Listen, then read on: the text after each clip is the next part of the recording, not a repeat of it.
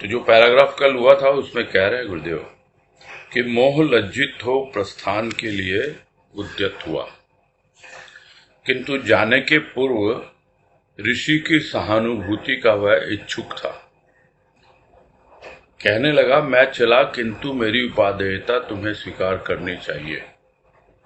ऋषि ने उत्तर देते हुए कहा, मैं तुम्हें हृदय में स्थान कैसे दे सकता हूं? विवेक अभी मेरा सहायक है। जहां विवेक है वहां तुम्हारा स्थान कहां, तुम्हारे लिए सहानुभूति कहां। मोह ने नतमस्तक हो विदा ली।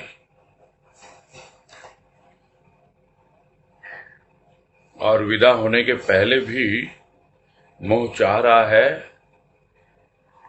कि उसके साथ में कुछ सहानुभूति दिखाई जाए ऋषि के द्वारा। और जब ऋषि उसे बिल्कुल स्पष्ट रूप से कह रहा है कि भाई हो गया, कितनी देर तुम रहोगे, मैं तुम्हारी कोई प्रशंसा करने वाला तो हूं नहीं और तुम अपनी प्रशंसा सुनने वाले हो गया, जितनी बातें करनी थी कर ली, अब तुम विदा हो जाओ, प्रस्थान करो। किंतु जाते जाते वो हर कोई चाहता है कि जितना समय मैंने लगाया इसके साथ कम से कम यह तो होना कि हाँ भाई मैं इसके काम आया, या लोगों के लिए कम से कम यह तो लगे ऋषि को कि मेरी जरूरत है, कुछ मेरी उपयोगिता है। किंतु ऋषि कहता अभी मेरे पास विवेक है भगवान का दिया हुआ, मैं सोच सकता हूं, समझ सकता हूं। और जो कोई भी व्यक्ति विवेक का व्यवहार करेगा वो समझ जाएगा कि मोह जो है उसकी कितनी आवश्यकता है। हाँ, स्नेह की आवश्यकता है जो ऋषि ने पहले भी बतलाया, किंतु मोह की आवश्यकता कितनी है वो विचारणीय है। और जितनी है विवेक के द्वारा उसका व्यवहार भी करेगा, किंतु उसके प्रति सहानुभूति यदि रखने लगा कोई तो फिर बड़ा कठिन कार्य है। बार बार आएगा मोह, और मोह कुछ ऐसी आंख पे पट्टी बांध देगा और कुछ इस तरह से हमारे अंतःकरण पर छा जाएगा। और ये सब बातें गुरुदेव ने बतलाई है शुरू से मोह के विषय में, कि जो विकार इसके पहले चर्चा हुई, काम के बारे में, क्रोध के बारे में, लोभ के बारे में, उनसे कितना अलग है यह मोह। इसलिए बहुत ही सावधानी पूर्वक जागरूकता के साथ ही मोह से हमें व्यवहार करना चाहिए। और उसके लिए विवेक हमेशा सहायक रहता है। जितना हमारा विवेक होगा, जितना हम सोच समझ के अपनी जागरूकता का काम लेंगे, उतना ही हम मोह से बचे रहेंगे। और जिस तरह ऋषि के सामने मोह नतमस्तक होकर विदा ले रहा है, उसी तरह हो सकता है हमारे सामने भी आए, किंतु जब वो समझ जाएगा कि यहाँ उसे ज्यादा प्रश्रय नहीं मिल रहा है, कोई यहाँ इसकी ज्यादा पूछ नहीं है, तो थोड़ी देर बातचीत करके वो हमारे पास से भी उसी प्रकार विदा हो जाएगा। ये कल हुआ था कि मोह ने विदा ली। आज कह रहे हैं गुरुदेव कि ऋषि शांति का उपभोग करता हुआ योग में संलग्न था। सोचता था, कैसा अद्भुत यह विश्व है, कितना विराट, कितना महान। प्रत्येक प्राणी के प्राणों में कितनी आकुलता व्याकुलता, कितनी स्थिरता गंभीरता क्रीड़ा कर रही है। विपरीत विचारधाराओं का प्रवाह यहाँ दृष्टिगोचर होता है। कैसा अपूर्व समन्वय है, एक शांति का उपासक, एक क्रांति का, एक द्रव्य लोलुप है, एक त्यागी तपस्वी, एक भोगी रोगी, एक समर्पण अभिलाषी, एक विश्व विध्वंसक, एक विश्व प्रेमी, एक तत्व चिंतक, एक चिंता दग्ध। विपरीत भाव गंगा यहीं देखी, किंतु धन्य है जगत नियंता, जिसने केवल मोद के लिए जग मोदक बनाया।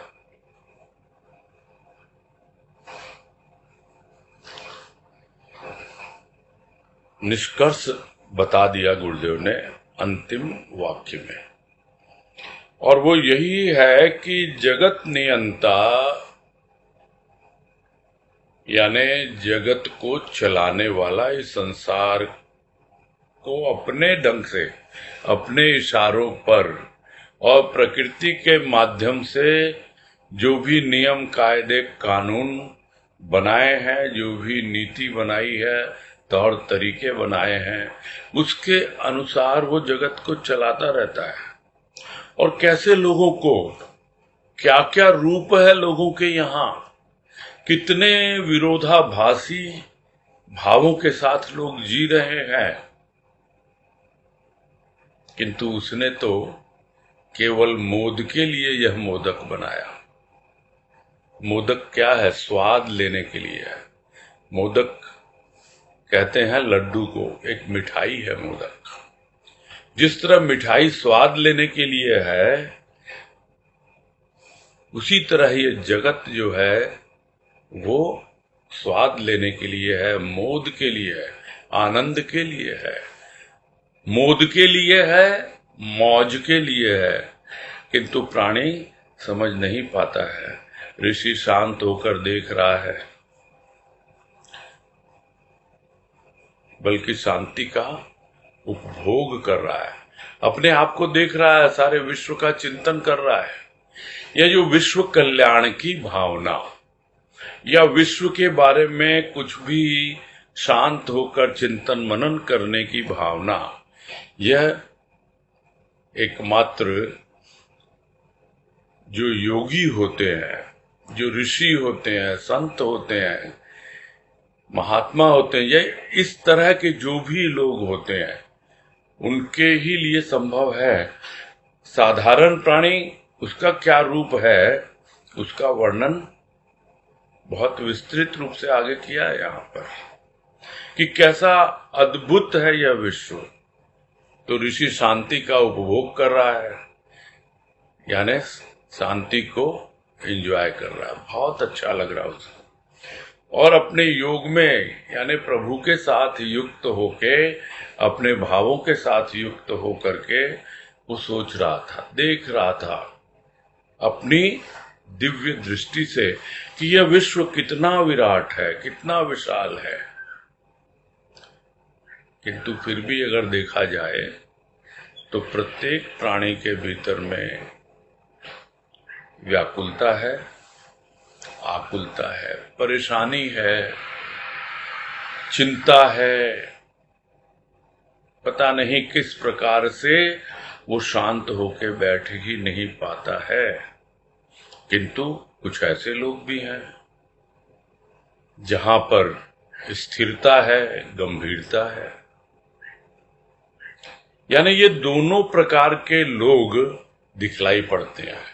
किंतु ऐसा नहीं है कि जो स्थिर है, गंभीर है, उसके भीतर में आकुलता व्याकुलता नहीं आती। और ऐसा भी नहीं है कि जिसके भीतर में आकुलता व्याकुलता आती है वो स्थिर और गंभीर नहीं हो पाता।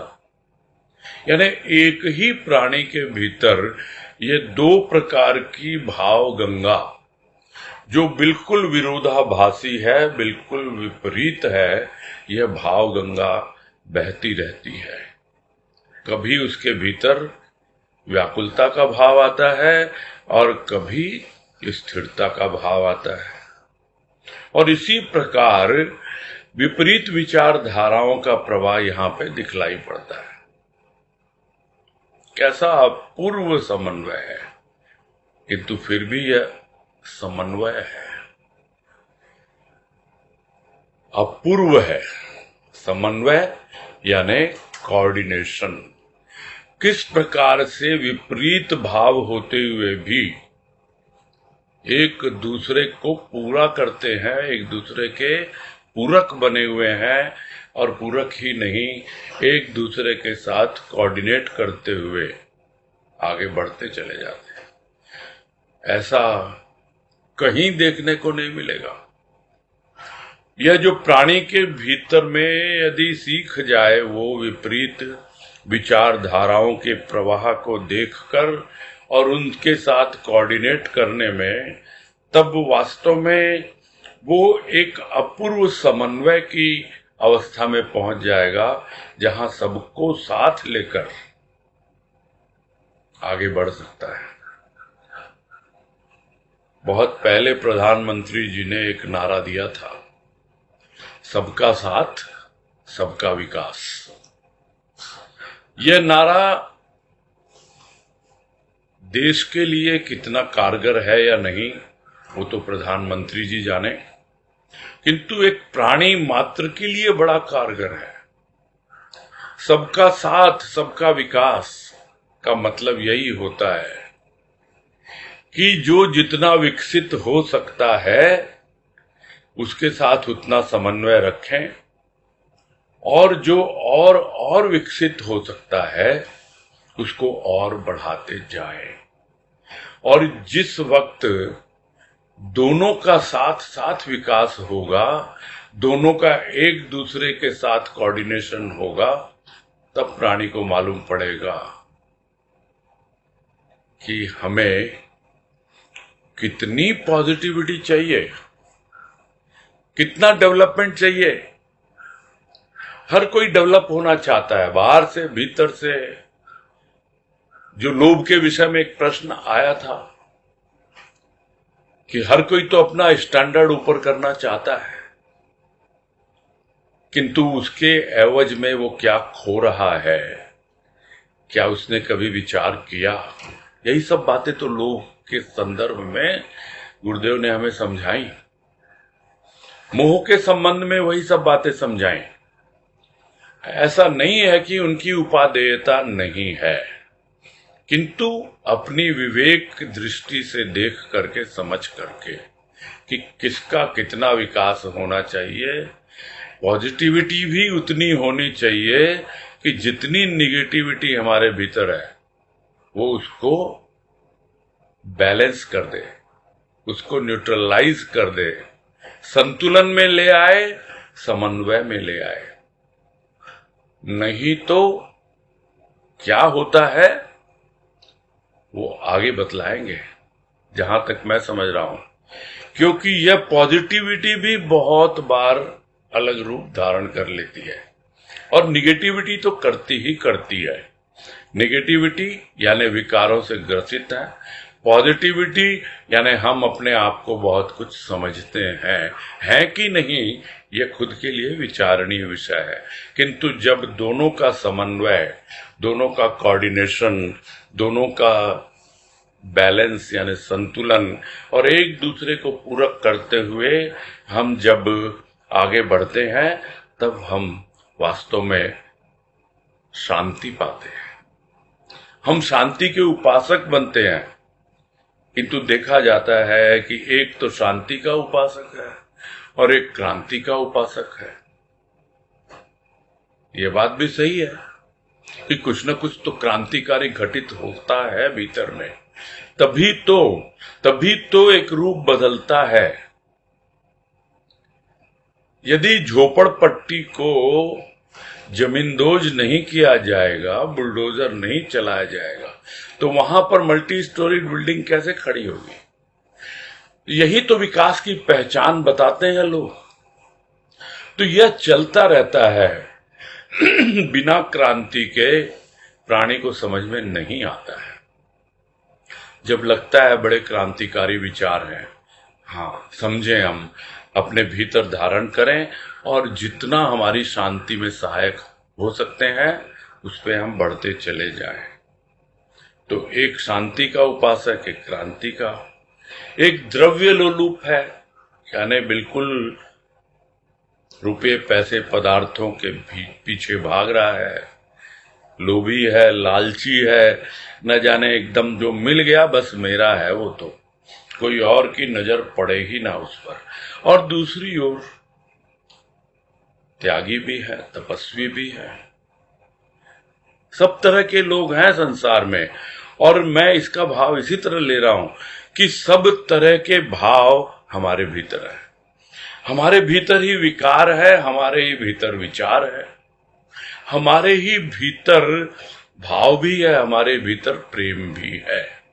अब यह तो हमें देखना सुनना पड़ेगा कि हमारी क्या अवस्था है।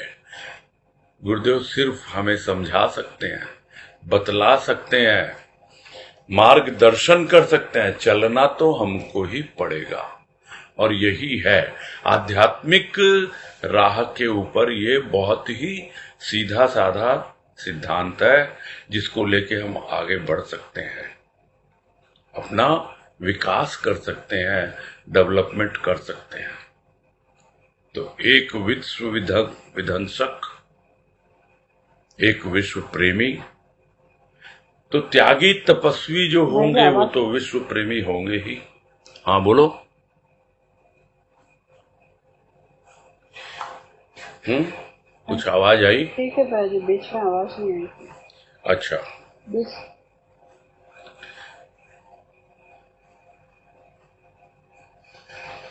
एक शांति का उपासक है, क्रांति का। ठीक है, आ रही है? हेलो, आवाज आ रही है? हाँ आ रही। ठीक है, तो ये बात हो रही है, एक शांति का उपासक है, एक क्रांति का, एक द्रव्य लोलुप है, एक त्यागी तपस्वी, एक भोगी रोगी, एक समर्पण अभिलाषी। तो एक जो है भोगी है, और इससे बड़ा रोग कोई नहीं है, भोग से बड़ा रोग कोई नहीं है, यह एक मानसिक रोग है। इस मानसिक रोग की दवा यहीं पीनी पड़ती है, इसी संसार में। भले कितनी भी हमें कड़वी लगे, कितना भी हमें अरुचिकर लगे, किंतु यह जो भोगी मन है, यह जो रोगी मन है, जो हमेशा जिस पर बुखार चढ़ा रहता है, वो बुखार दूर होता ही नहीं है इसका।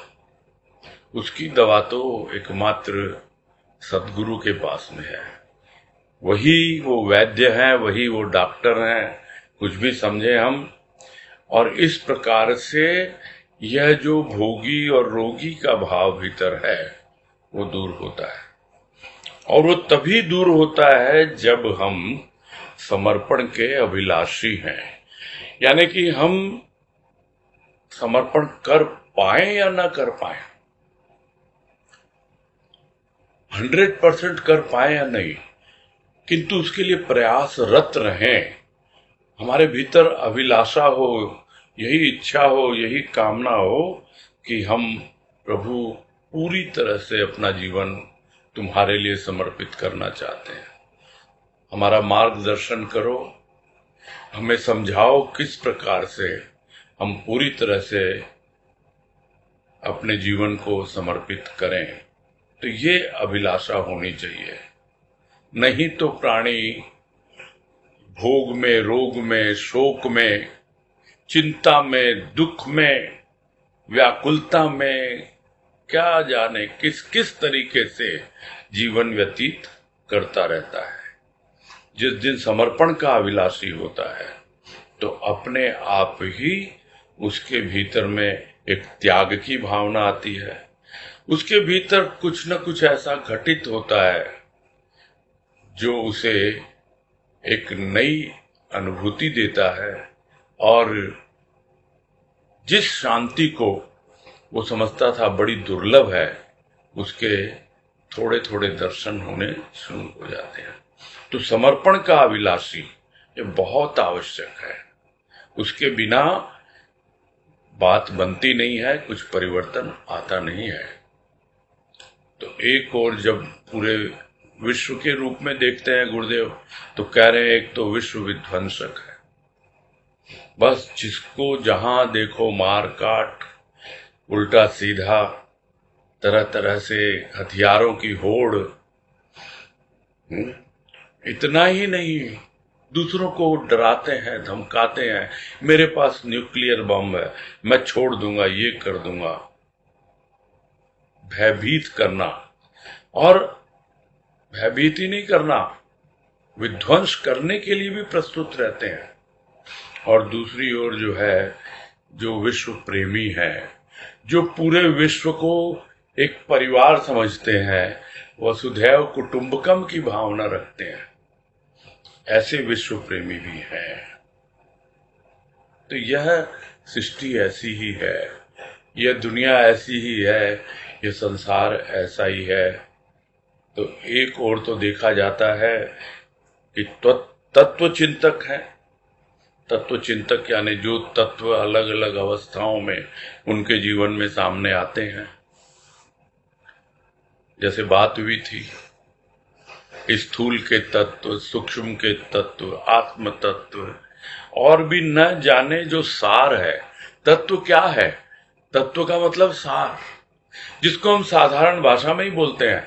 भैया बातें तो बहुत सुन ली, हाँ किसी से वार्तालाप हुआ, उसकी बहुत बातें सुनी, किंतु कुछ तत्व नहीं नजर आया। तत्व नजर नहीं आया मतलब कोई सार मिला नहीं मुझे। तो वो सार जो है वही तत्व है। जितना हम सार के ऊपर चिंतन करेंगे, तब हम संसार में सार देख पाएंगे। तो जो तत्व चिंतक है उसको बतलाना नहीं पड़ता, समझाना नहीं पड़ता। वो छोटी से छोटी बातों में, छोटी से छोटी घटना में, छोटे से छोटे विचार भाव में वो सार ग्रहण कर लेता है। वो होता है तत्व चिंतक। और अगर तत्व चिंतक नहीं हुआ तो क्या होगा? अपने आप ही होगा वो तो चिंता दग्ध, यानी चिंता में जल रहा होगा, दग्ध हो रहा होगा, यानी सुलग रहा होगा। चिंता एक ऐसी चिता है जो हम सुनते आए हैं, गुरुदेव ने भी कहा, चिंता एक ऐसी चिता है जो प्राणी को जीते जी जलाती है, उसके बावजूद भी समझ नहीं पाता प्राणी। उसका एकमात्र रास्ता यहां बता रहे हैं कि आप चिंतन करिए। किसका चिंतन करिए? तत्व का। यानी जो भी सार हमने ग्रहण किया उसके ऊपर चिंतन मनन करेंगे, विवेचन करेंगे, अपने आप ही हमारा विवेक जागेगा और हमें समझ में आ जाएगा क्या हमारे काम का है इस दुनिया में और क्या बेकार है। वस्तुएं नहीं, भाव विचार। व्यक्ति कुछ और नहीं है, व्यक्ति कोई वस्तु नहीं है, व्यक्ति भाव और विचार है। कहा भी जाता है man is nothing but bundle of thoughts, कि व्यक्ति कुछ नहीं, सिर्फ विचारों का पुंज है, विचारों का एक बंडल है, ढेर है। तो जिसके जैसे विचार होंगे उसी के अनुसार, अब कुछ विचार करने योग्य ही नहीं है तो क्या आएगी? चिंता अपने आप आएगी, दुख अपने आप आएगा। एक वाणी में कहा गुरुदेव ने, दुख बार बार क्यों आता है? बोला अति परिचित ही तो आएगा। दुख से हमारा बहुत पुराना परिचय है और बहुत ज्यादा परिचय है, इसीलिए बार बार आता है वो, हम समझ नहीं पाते हैं और चिंता में गिर जाते हैं, भीतर ही भीतर जलते रहते हैं, किसी को बताते भी नहीं है। सदगुरु ने हमें रास्ता दिखलाया है चिंतन करने का, और चिंतन भी इधर उधर की बातों का नहीं, पर निंदा पर चर्चा नहीं, अपने आप के बारे में सोचना, अपना चिंतन करना और जो भी सार हमने ग्रहण किया उस पर चिंतन करना। तो यह अवस्था है हमारी, और यह अवस्था है पूरे विश्व की। और यही कह रहे हैं गुरुदेव कि यहाँ पर सभी तरह के भाव हैं,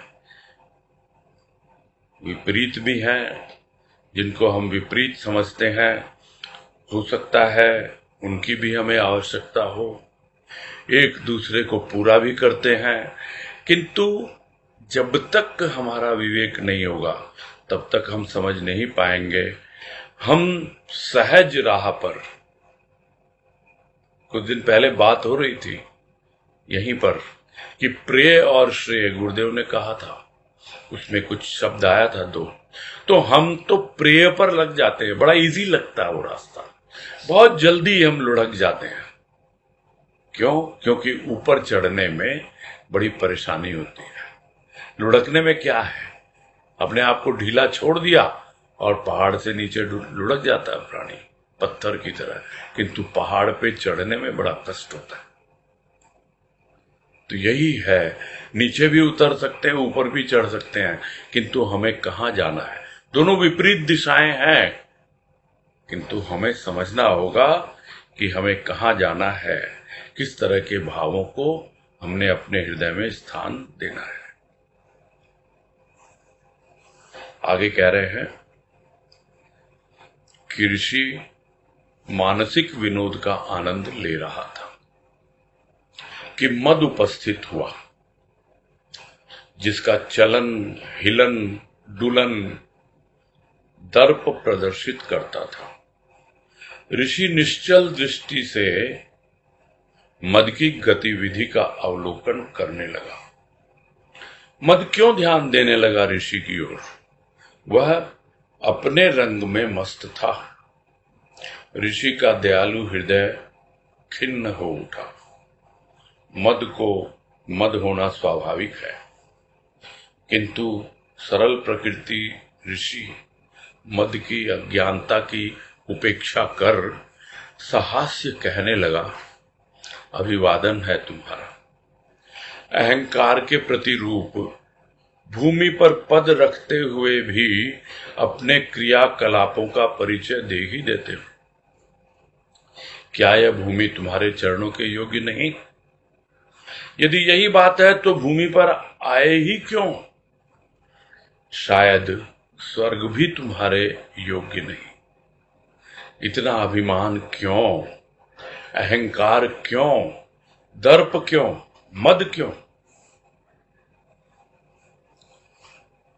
और ऋषि चिंतन कर रहा है पूरी सृष्टि के बारे में, प्राणी मात्र के बारे में, और इतने में जब अपने मानसिक विनोद में लगा हुआ है, उसका आनंद उठा रहा है, तभी मद उपस्थित हो जाता है ऋषि के सामने। तो ऋषि तो देख रहा है मद की ओर। किस प्रकार देख रहा है? एकदम निश्चल दृष्टि से, यानी दृष्टि बिल्कुल टिकी हुई है, हिलडुल नहीं रही है, और देख पा रहा है कि जो मद जो है उसकी चाल कैसी है, और चाल ही नहीं, कैसे हिलते डुलते, और अपनी क्या कहें, अपने अहंकार को प्रदर्शित करते हुए, अपने घमंड को दिखलाते हुए ये मद जो है चला आ रहा है। यानी एक अहंकारी व्यक्ति की चाल कैसी होती है उसका वर्णन है ये। किंतु ऋषि एकदम निश्चल दृष्टि से देख रहा है, उसकी गतिविधि का अवलोकन कर रहा है, कैसे आ रहा है, कैसे चल रहा है, कैसे ये है। किंतु मद तो अपने ही मद में है, अपने ही अहंकार में है। वो क्यों ध्यान देने लगा ऋषि की ओर? उसे क्या जरूरत है? जिस तरह अहंकारी व्यक्ति किसी की ओर ध्यान ही नहीं देता है, वो समझता मालूम नहीं मैं क्या हूं। जैसे सिकंदर महान, इतना विश्व विजय कर लिया उसने, और आकर के चल रहा है, खड़ा हो रहा है, देख रहा है तो एक महात्मा जी लेटे हुए हैं, बोल रहे हैं तूने सब कुछ विजय प्राप्त कर लिया, कोई बात नहीं, अब मेरे सामने से जरा हट जा। ये सूरज तो मेरे लिए भी है, तेरे लिए ही नहीं है। सूरज को पकड़ नहीं सकता तू, मुझे धूप का सेवन करने दे, मेरे सामने से हट। तब उसकी आंखें खुलती हैं। तो यह तो कोई आता है ऐसा महापुरुष प्राणी के जीवन में, जब अहंकारी से अहंकारी जीव भी दर्प दलित हो जाता है, यानी भूमिष्ठ हो जाता है, उसका अहंकार पूरी तरह से नष्ट हो जाता है। तो या तो उसका अहंकार नष्ट होगा और या फिर उसे अपने प्राणों से ही छुटकारा मिल जाएगा, जैसा रावण के साथ हुआ। रावण का अहंकार नष्ट नहीं हुआ, किंतु उसे अपने प्राणों से हाथ धोना पड़ा। तो जो भी अहंकारी होता है वो देखते ही समझ में आ जाता है, उसकी चाल बतला देती है। किंतु वो अहंकारी ऋषि की ओर क्यों देखने लगा, वो मद क्यों देखने लगा? वह तो अपने ही रंग में है, मस्त है वो, उसको तो नशा चढ़ा हुआ है। उसने तो मद की मदिरा पी रखी है, उसे तो उस मद का ही नशा चढ़ा हुआ है और उसी में वो मस्त है। यद्यपि ऋषि का हृदय दयालु है, किंतु फिर भी ऋषि खिन्न हो जाता है। ये क्या इसने अवस्था बना रखी है अपनी? मैं देख रहा हूं ये ऐसे चल रहा है, ऐसे चल रहा है, और ये मेरी ओर ध्यान ही नहीं दे रहा है। खैर कोई बात नहीं है, लेकिन ये इतना अहंकार किस बात का, इसको इतना घमंड क्या है इसे? फिर सोचता है, हाँ भाई, मद को अगर मद नहीं होगा तो किसे होगा? ये तो बिल्कुल स्वाभाविक है। किंतु ऋषि तो बहुत ही सरल प्रकृति का, यानी एकदम सहज सरल जीने वाला, अपने आप में मगन रहने वाला, शांतिपूर्ण जीवन व्यतीत करने वाला। वो यही सोच रहा था, अरे ये कितना ज्ञानी है, ये मत जान ही नहीं पाता, समझ ही नहीं पाता, फिर भी वो उसके अज्ञान की उपेक्षा करता है, यानी उसकी ओर ध्यान नहीं देता है। क्योंकि ऋषि भी यदि अहंकार का प्रश्रय लेता तब तो वो चुप हो जाता, कुछ बोलता नहीं, और यही उम्मीद करता कि यह मद ही मुझसे कुछ बात करे। जैसे अहंकारी व्यक्ति सामने आता है, उसके सामने कोई भी होता वो नहीं बोलता, वो यही अपेक्षा रखता है कि सामने वाला ही वार्तालाप प्रारंभ करे। तो यदि अहंकार यानी मद देख भी रहा है ऋषि को, तो वो यही सोच रहा है कि ऋषि बात करे, किंतु ऋषि में अहंकार नहीं है कि मद आया है मुझसे बात करे। ऋषि स्वयं ही वार्तालाप शुरू करता है और हंस के मुस्कुराते हुए कहता है, भैया आओ आओ, स्वागत है तुम्हारा, अभिवादन है। अरे तुम तो भाई अहंकार का ही रूप हो, इसमें कोई संदेह है क्या किसी को? और जमीन पर तुम्हारा पांव पड़ा नहीं कि सब पहचान जाते हैं तुम्हारे एक्शन से, रिएक्शन से, तुम्हारे चाल ढाल से, कि तुम किस प्रकार के इंसान हो। अपना परिचय दे ही देते हो। परिचय का मोहताज नहीं हूं मैं जानता हूं तुमको अपना परिचय देने की आवश्यकता नहीं है, क्योंकि तुम्हारी बॉडी लैंग्वेज बताती है कि तुम कितने अहंकारी हो। कूट कूट कर तुम तो अहंकार का बिल्कुल ऐसा रूप हो जिसको मद कहा जाता है। यानी मद अपने आप में पूरी तरह प्योर मद हो तुम। लोगों में तो थोड़ा अंश आता है, कम ज्यादा आता है, किंतु तुम तो 100% प्योर मद हो। अपना परिचय दोगे ही दोगे। तुम भूमि पर पांव नहीं रखते भाई, कहां रखते हो फिर पैर? क्या यह भूमि तुम्हारे चरणों के योग्य नहीं है? जो अहंकारी व्यक्ति होता है वो अगर चलेगा भी ना, जमीन पे नहीं चलेगा। वो बोलेगा मेरे लिए रेड कारपेट बिछाइए, तब मैं चलूंगा। ये सब जो शुरू हुए हैं, ये अहंकारी व्यक्तियों के अहंकार को तुष्ट करने के लिए ही शुरू हुए हैं। जो घमंड में, अभिमान में हैं, अपने आप को न जाने क्या समझते हैं, वो चाहते हैं कि लोग हमारा इसी तरह स्वागत करें, इसी तरह अभिवादन करें। हम जमीन पे पांव थोड़े रखेंगे। तो क्या भूमि तुम्हारे चरणों के योग्य नहीं है भाई? और तुम्हें यदि ऐसा ही लगता है तो फिर तुम आए क्यों जमीन पर? इस दुनिया में आए क्यों? इस भूमि पर आए क्यों? हो सकता है तुमने प्रयास किया हो स्वर्ग में स्थान पाने के लिए कि हाँ भाई मैं पहुंच जाऊंगा, स्वर्ग में पहुंच जाऊं। कोशिश भी की होगी, किंतु वहां भी तुम्हें जगह नहीं मिली होगी, क्योंकि स्वर्ग भी तुम्हारे योग्य नहीं। तो स्वर्ग तो तुम्हारे योग्य नहीं, ये भूमि जो सब प्रकार के जीवों को अपने ऊपर लेती है, सहन करती है, सबका बोझ लेकर चलती है, तुम समझते हो ये तुम्हारे योग्य नहीं, तो आखिर रहोगे कहां तुम? हवा में झूलते रहोगे।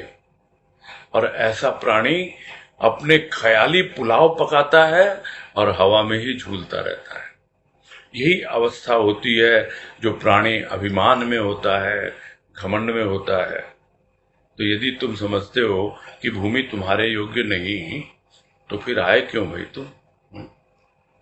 शायद स्वर्ग भी तुम्हारे योग्य नहीं है, तो किस बात का अभिमान है तुम? क्यों है?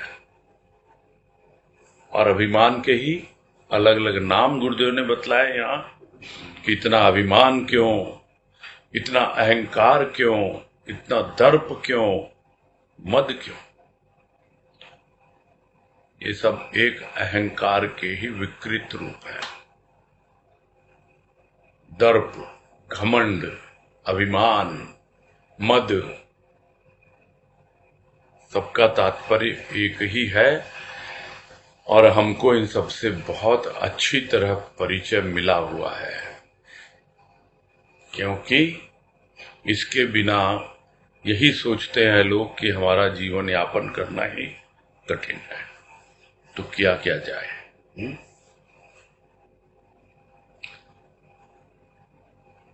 समय तो हो रहा है, किंतु आगे का पैराग्राफ एक छोटा सा है, वो ले लेते हैं।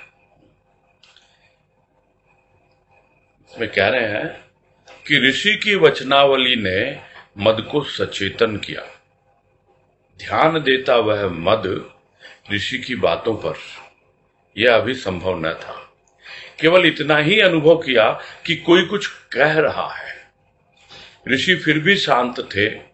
मद का मद यूं ही ऋषि के अभिवादन को स्वीकार कर लेता, यह उसके लिए सरल कार्य न था। अभिवादन का प्रत्युत्तर नतमस्तक हो देता मद, यह मद के लिए संभव न था। और इस पैराग्राफ में और अच्छे से डिटेल में समझा दिया गुरुदेव ने कि जो मद से वशीभूत रहता है, जो पूरी तरह मदमस्त है, उसकी क्या हालत होती है।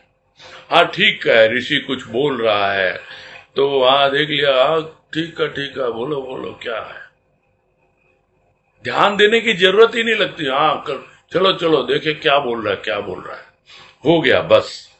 ध्यान देने की जरूरत ही नहीं है, क्योंकि ये संभव है ही नहीं। अभी तो आया है वो, और आया है, थोड़ा सा उसकी चापलूसी कीजिए, थोड़ा सा चमचागिरी कीजिए, तब जाके वो आपकी ओर ध्यान देगा।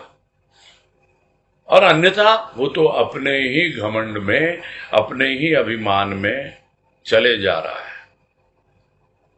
तो ये तो संभव था नहीं कि मद अभी ऋषि की बातों पर ध्यान देता। मद ने खाली ये देखा कि हाँ भाई बोल रहा है, कोई कुछ बोल रहा है। ये ऋषि है क्या? कौन है भाई तू? कहाँ का कौन आ गया? पंच कहाँ का प्राइम मिनिस्टर आ गया? कौन है तू? है कोई ऐसा कोई हो तब तो मैं थोड़ा सा ध्यान दूं।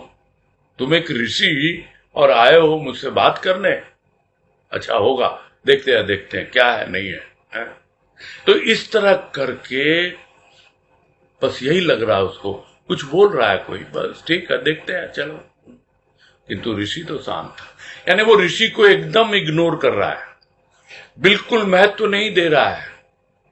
यही होता है एक साधारण प्राणी जो अहंकार में पूरी तरह भरा हुआ है।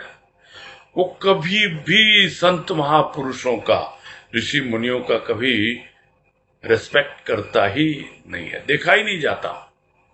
उसको अपने स्वार्थ और अहंकार के अलावा कुछ सूझता ही नहीं है। जो उसकी चापलूसी करता है उसका स्वार्थ पूरा होता है, उससे काम बनवाता है उससे, और उसने अहंकार को तुष्ट करता है उससे। इसी प्रकार का जीवन देखा जाता है। तो वो ऋषि की बातों पे क्यों ध्यान देने लगा? हाँ ठीक है, बोल रहा है कोई, बोल रहा है, ठीक है कोई कुछ कह रहा है? तो ऋषि ने देखा ऐसा, तो साधारण प्राणी होगा तो परेशान हो जाएगा या कुछ बोल पड़ेगा, क्रोधित हो जाएगा। किंतु ऋषि तो फिर भी शांत है। तो मद का मद क्या इतनी आसानी से ऋषि के अभिवादन को स्वीकार कर लेता क्या? तो अहंकार, और ऊपर से प्योर अहंकार, वो कहां से स्वीकार करेगा? तो यह सरल नहीं है अहंकार के लिए, मद के लिए। तो फिर क्या करे फिर? यही है, यदि ऋषि उसको अभिवादन कर रहा है और यदि मद जो है और झुक करके उसको नमस्कार कर दे, तो यह तो असंभव कार्य है। धरती इधर से उधर हो जाए, आकाश नीचे झुक जाए, किंतु क्या अहंकारी व्यक्ति कभी झुकता है? असंभव कार्य है। एक अभिमानी और घमंडी व्यक्ति के लिए झुकना बिल्कुल इम्पॉसिबल है। यही कह रहे हैं कि यह तो संभव न था उसके लिए, एकदम असंभव कार्य था। पूरा किया जाए।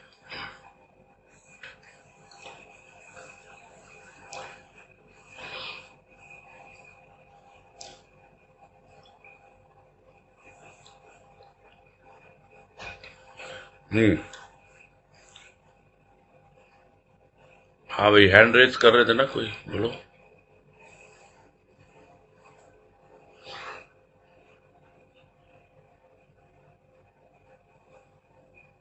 वनीता केडिया। हाँ हरिओम भैया जी। हाँ हरिओम, बोलिए। पर ये जानता है कि पूर्ण समर्पण से क्या तात्पर्य? जैसे आपने अभी बताया कि मनुष्य जो है वो विचारों का मंडल है, तो अपने विचारों को कर देना, यानी कि अपनी सूक्ष्म प्रकृति को समर्पित करना ही होता है। पूर्ण समर्पण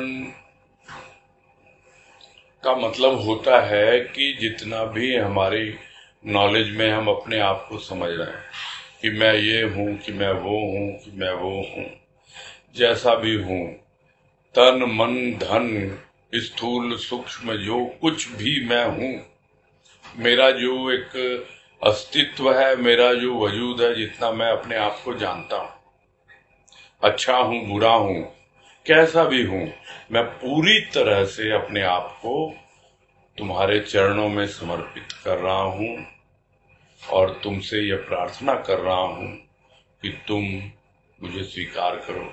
अच्छा हूं बुरा हूं, ऐसा हूं वैसा हूं, और वो करता है, वो देखता नहीं है ये सब। किंतु उसके बाद जो घटित होगा तो वापस प्राणी अपने होश में आ जाता है।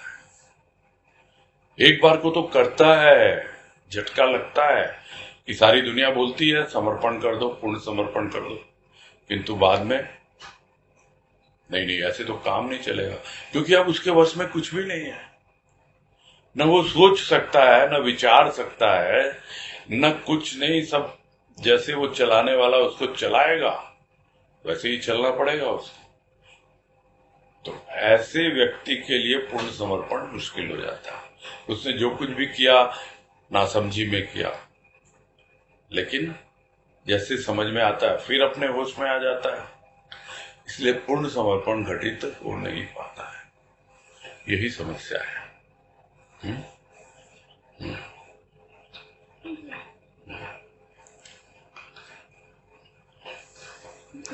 हाँ, और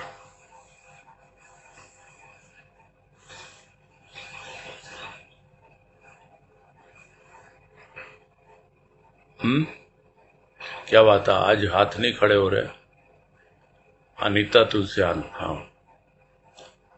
बोलिए अनीता जी, बोलिए बोलिए। आप अपना स्पीकर बंद रखा करो काइंडली। हाँ हाँ बोलो। ये जो लास्ट में 4 शब्द आए ना, हम्म इतना अहंकार, ये चारों शब्द पर्यायवाची है, सबका अर्थ तो अभिमान अहंकार है। हाँ, मेरे समझे तो पर्यायवाची हैं। अब ये अलग अलग अवस्था में अलग अलग ढंग से प्रयोग में आते हों, लेकिन जहां तक मैं समझता हूं ये पर्यायवाची शब्द है। कमोबेश एक ही मतलब है सबका, और उसका मतलब है अभिमान। इसलिए पहला शब्द अभिमान लिया गया है, और उसके बाद में ही अहंकार है, दर्प है, मद है। सबका मोरलेस यही मतलब है मेरे हिसाब से, तो पर्यायवाची है। और एक शब्द और जो आया है आत्मिकता व्याकुलता, तो वो भी वैसे ही। हाँ, वो एक साथ उसी तरह प्रारंभ तो आकुलता से ही होता है, यानी थोड़ी थोड़ी जो व्याकुलता पैदा होती है ना, तो आकुल हो जाता है प्राणी।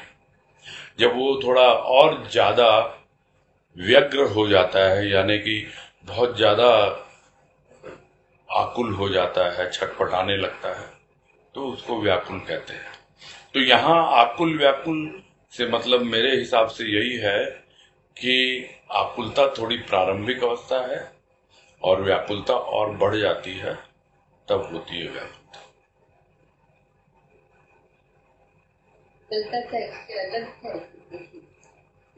समझ नहीं आया, क्या बोल रहे हैं?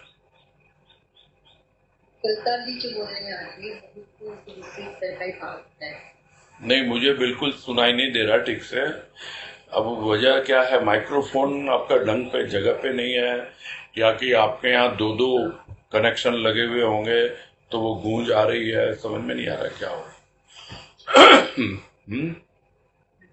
मैं कह रही थी विकलता भी कहते ना, तो वो भी तो सब इसी तरह का ही था। हाँ, आकुल व्याकुल विकल ये सब एक ही मतलब होते हैं मोरलेस। देखो, ये इतना हम कोई हिंदी की क्लास अटेंड नहीं कर रहे हैं, है ना? हाँ, हमको ये समझ में आना चाहिए, हमको भाव ग्रहण करना है। शब्दों के ऊपर में हम कोई शब्दों की जगलरी नहीं सीख रहे हैं, है ना? भाव हमको समझ में आ गया, और ये समझ में आ रहा है कि ये मोरलेस पर्यायवाची जो थे, अभिमान है, मद है, दर्प है, ये अहंकार है, सब पर्यायवाची है। उसी तरह आकुल व्याकुल बोलते हैं हम, लेकिन आकुलता पहले आती है और व्याकुलता बाद में आती है, ये ऐसा लगता है मुझे।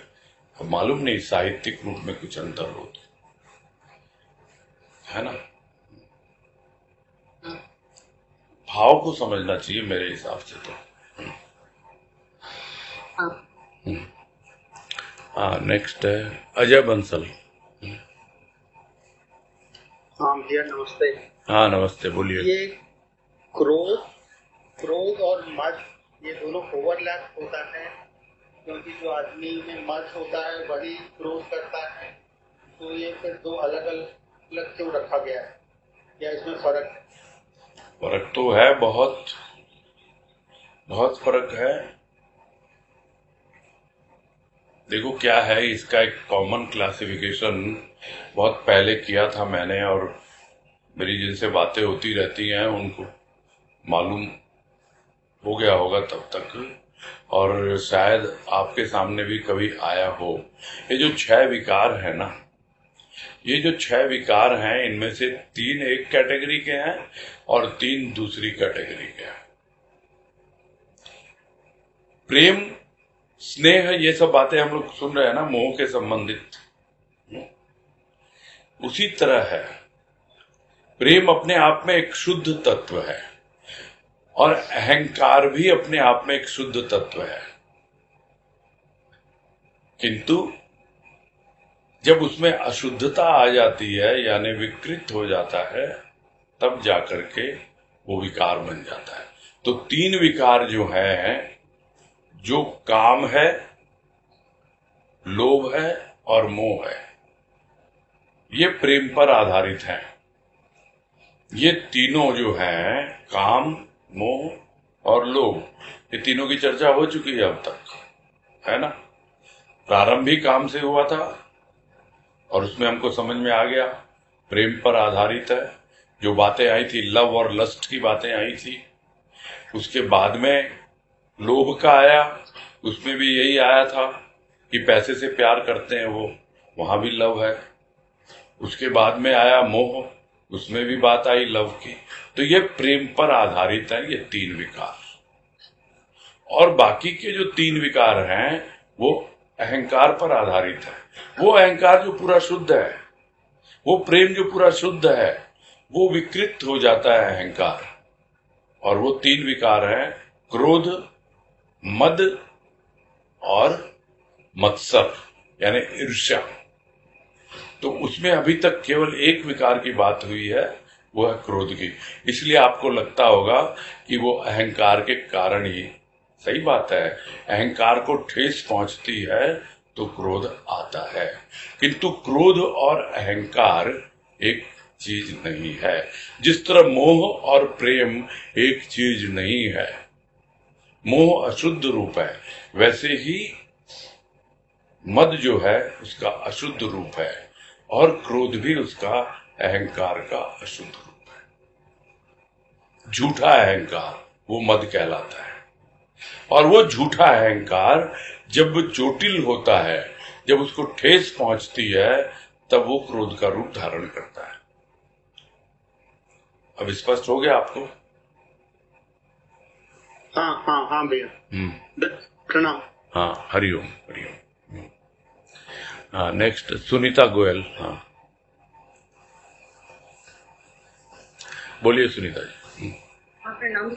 हाँ, नमस्कार। वो अभी जो समर्पण का प्रसंग आया ना इसमें, कि हम पूरी तरह से हमारा जीवन उसके लिए समर्पित करें, कर पाए।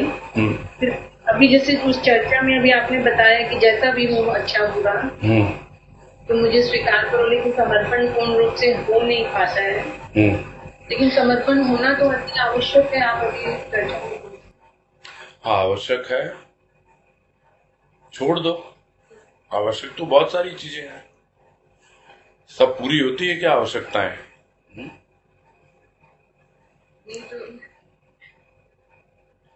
नहीं हो पाता है। समर्पित होंगे, वो वही तो बात हो रही है ना, कि पूरी तरह से समर्पण हो नहीं पाता है।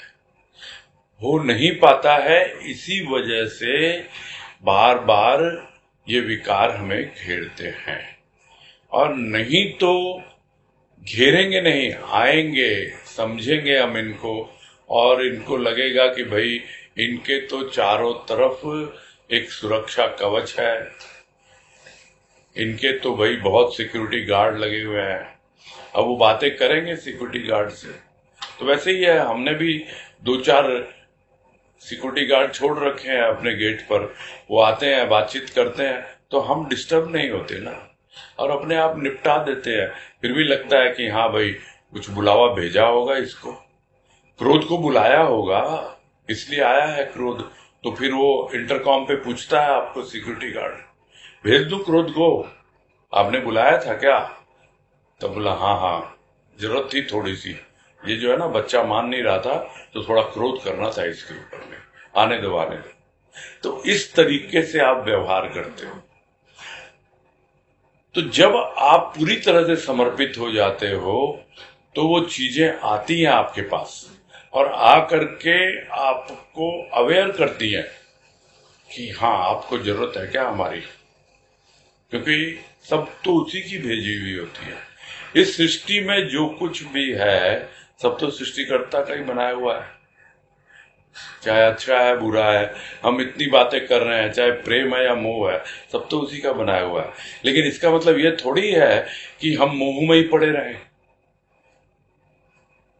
हम मनुष्य हैं भाई, ऐसा थोड़ी कि हम कीचड़ में ही पड़े रहे हैं। एक पशु विशेष होता है जिसको कीचड़ बहुत अच्छा लगता है। जब प्रहलाद को बोला गया कि चलो भाई है तुमको लेके चलते हैं स्वर्ग में, आपने सुनी होगी वो कथा, तो प्रहलाद क्या बोलता है, नहीं नहीं मैं तो प्राणी मात्र का भला करना चाहता हूं, ये जितने भी हैं मेरे साथ में, जिनके साथ मैं रहा हूं, ये पशु भी है, ये भी है, सब इन सबको लेके चलो आप स्वर्ग में, तब मैं जाऊंगा। तो पूछा गया कि भाई ऐसा है, हम क्या बोले, आप ही पूछो ना, आप इस सुअर से पूछो ना, ये जाएगा क्या स्वर्ग में, पूछा। तो बोला हाँ मैं जाने को तैयार हूं, लेकिन पहले बता दो वहां पे कीचड़ मिलेगा मुझे। तो जिसको कीचड़ में रहने की आदत होगी वो स्वर्ग में भी कीचड़ ही ढूंढेगा। ये अवस्था है प्राणी की। इस एग्जाम्पल से हम समझ लें, है ना। तो सब कुछ होते हुए भी हम हमेशा उसी की ओर जाते हैं, इसलिए हमारा पूर्ण समर्पण घटित नहीं हो पाता है, ये विकारों से गिर जाते हैं हम, ये परेशानी है। क्लियर हो गई बातें? नहीं हुई? विवेक से काम लें। हाँ विवेक चाहिए ये चाहिए, विवेक पर जागृत होना चाहिए और जरूरत है तो उसको इस्तेमाल करना है, नहीं तो नहीं। हाँ बिल्कुल है, जरूरत है तो इस्तेमाल करेंगे, जागरूक रहेंगे तभी मालूम पड़ेगा। हाँ थैंक यू।